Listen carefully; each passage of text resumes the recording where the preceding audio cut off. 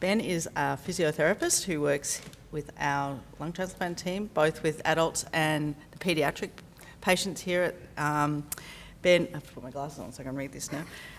Ben graduated with Bachelor of Physio in 2007, and he began his respiratory physio career in 2010, moving into lung transplants in 2012. So he's been with our team now 7 years, isn't it? He's working clinically both part-time, as I said, with the adults and paediatrics, and he's began a Master of Research in 2013, and he's converted that to a PhD in 2016, due to finish next year, focusing on the role of acute physiotherapy in lung transplant recipients. And so he's going to talk about optimising acute physiotherapy management following lung transplantation, or as I called it, pirates invade the transplant ward. Thank you, everyone, for the intro, and thanks for you guys coming to listen to let us spruik our work that we're doing in physio. I think it's a tough gig being stuck between global transplant excellence in Greg and then just a bit of basic science, sort of nerdy excellence with Lucy and Ben. I'll try and dumb it down, and we'll keep it sort of grassroots, pretty basic, digestible physio stuff. It's difficult presenting in front of some of the patients that we would have looked after in the past. I never know afterwards whether they're going to come up and thank me or want to hurt me. It's probably a bit of both. We'll get there. So to give you a bit of a background of the acute physio role and sort of what I came into when I started working in 2010 with transplant patients. The literature back then, and it's still the case now, the literature of acute care, and by acute I mean ward-based care and intensive care, getting people up out of bed, getting them moving, getting their lungs clear. The evidence that we can follow as a physio is very scarce in this environment, and I think that's what prompted me to do the research in the first place. As clinicians, we always try to base what we're doing with our patients on what available evidence there is. We want to know what the best practice is, and in the case when we don't know what the best practice is, how do we know that what we're providing is going to lead to the best outcomes for our patients? And I guess that's what we're all here for, and that's why we undertake this sort of research. So I guess this was the dilemma that I was faced with. I was also faced with the dilemma that I wanted this job, but I didn't have a postgrad, so it was kind of go both ways. I had to negotiate starting, and that really allowed us to kickstart what I think is kind of grassroots physio research, at least at the acute level, and it's something that hadn't been done before, and I think we should be proud of that.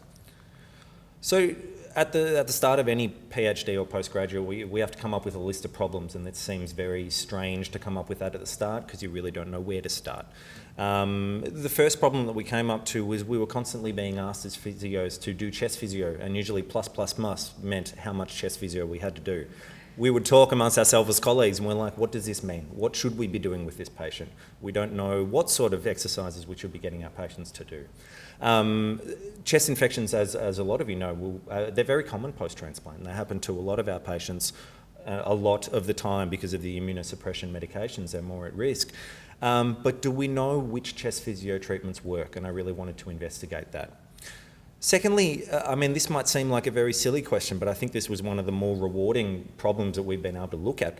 Do we know what a normal physio session involves post-transplant? We can normally discuss it with our patients, we can discuss it with our colleagues, but we had nothing objective that we could write on paper. And when you look up the evidence in the literature, it's all very grey and you don't really know what it consists of.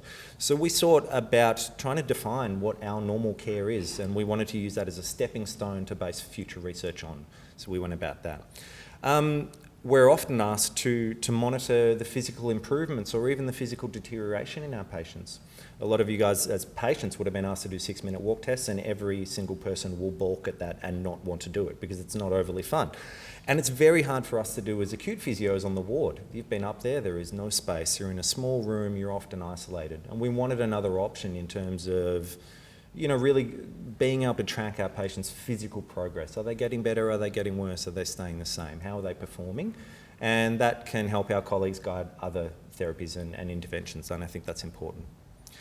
Lastly, when I started my career, I think at the Alfred we performed less than 70 transplants a year way back in the day, and we're now doing over 100.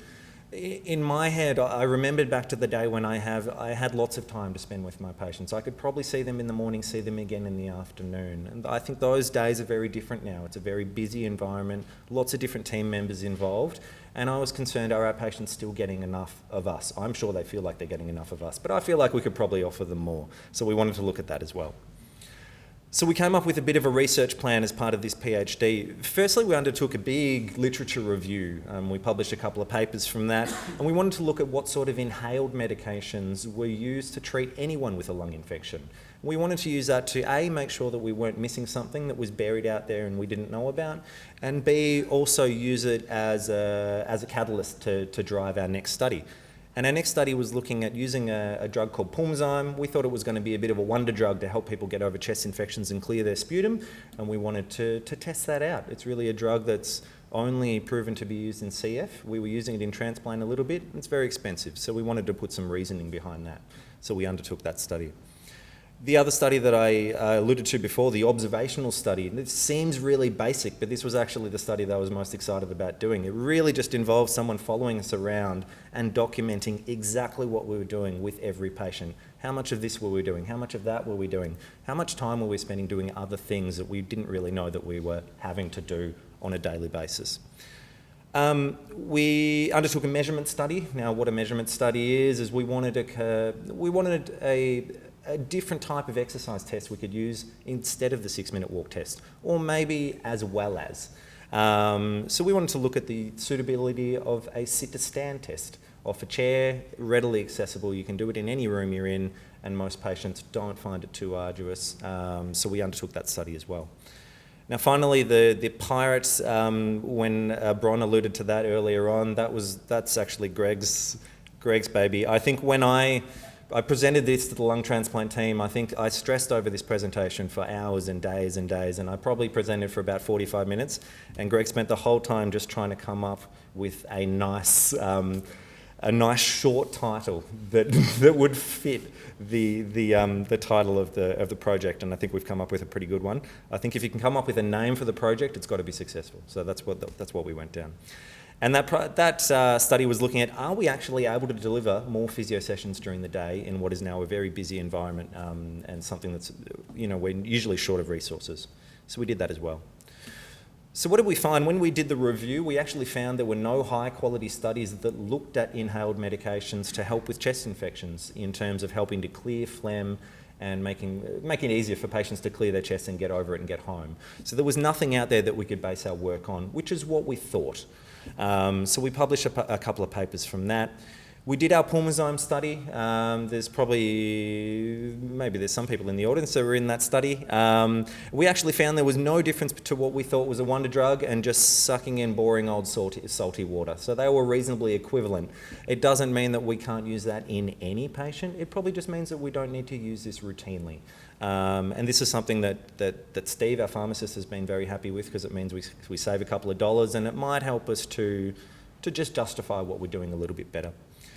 Our observation of our standard care of physio really highlighted how many non-clinical demands there were of the physio. I think, we often thought, and our graduates thought, and our students thought, that we'd go in and see a patient for 30 minutes and we'd spend 30 minutes dragging them out of bed and pulling them around the ward. But there's so much else going on. There's a lot of assessment going on with our patients becoming increasingly unwell. So that helped to quantify that. And I think it gave our colleagues a better understanding of the other demands and how many different directions we're being pulled in.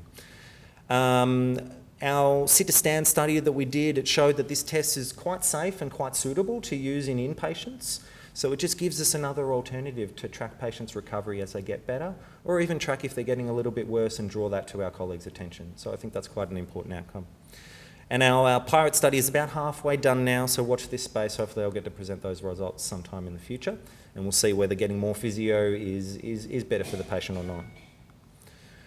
So I wanted to touch on the pitfalls of implementing research on unwell patients, especially from a physio point of view. Flexibility and support really is key. I work part-time clinically now to allow me to do part-time research, and I think they mesh together really nicely, but that's taken a lot of flexibility from my colleagues, from the transplant team, and also from the physio department. And it's kind of our hobby as clinicians. I know that sounds really nerdy, but it really is in the end. Facilitators, patient rapport is such a big thing. I know there's a lot of patients in the audience, and they're not obliged to participate in this stuff. We really appreciate when they do. We don't get upset when they don't. Sometimes we do get upset, but we wouldn't tell them. And we wouldn't make them feel bad. But in the end, if it's helping them If it's helping them at the time, that's fantastic, but if it's helping the guys in the future, that's even better.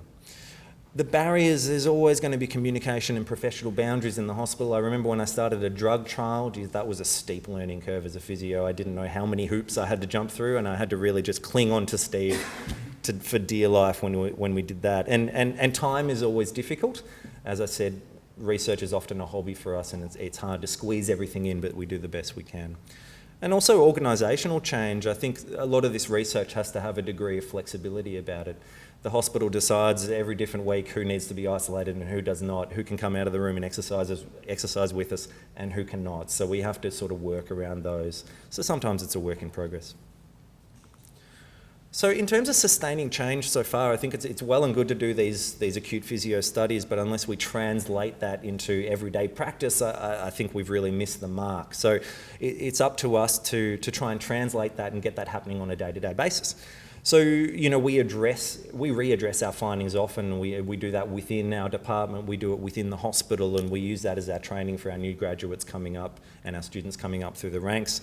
And spreading the word's important. We try and get this information out in newsletters, lectures such as this, and in services and conferences as much as we can, just so that it doesn't get hidden in the mass of paperwork that you can find out there in the international transplant community now.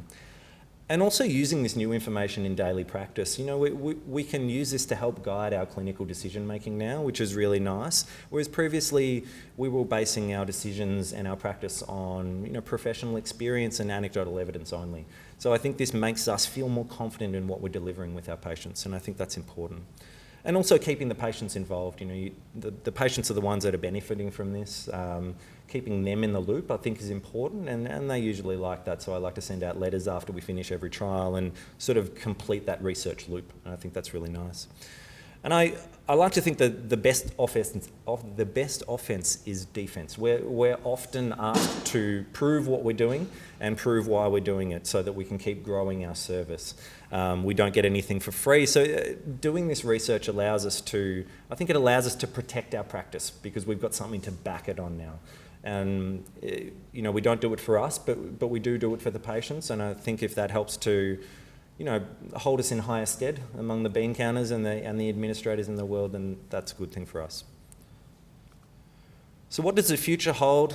Despite what that picture looks like, the future is not about creating a creche up on the 5th floor gym, but I remember that day and that was just crazy.